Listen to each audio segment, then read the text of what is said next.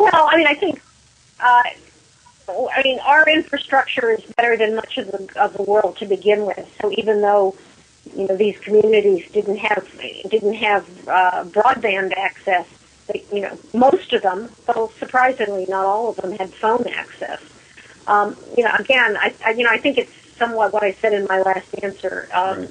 So we've got to demand this of countries. We have to demand it of companies, and we have to make sure that we don't have that we're open for a lot of innovation, because a lot of countries will have one phone provider, and that phone provider is very close to the government, and they're not necessarily providing what is possible in a rural area.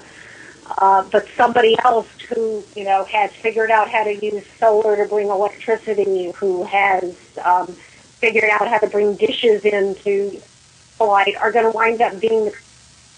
So we have to insisting that our countries develop monopoly infrastructures for internet communications and information. That's why it's important to be having these discussions about the policies that govern how we get information and technology out, as well as what the best technology is, because so many countries are locked into sort of old models without a lot of competition, and you need a lot of competition for markets to develop and for innovation to flow into rural areas. But again, I think this needs to be funded at every level, and that companies doing business and making money ought to be helping to fund this as well.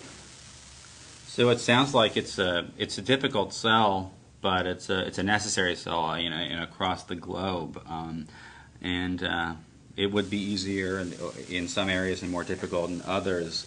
It seems to me that way to democratize the access to information and digital technology is kind of that great equalizer.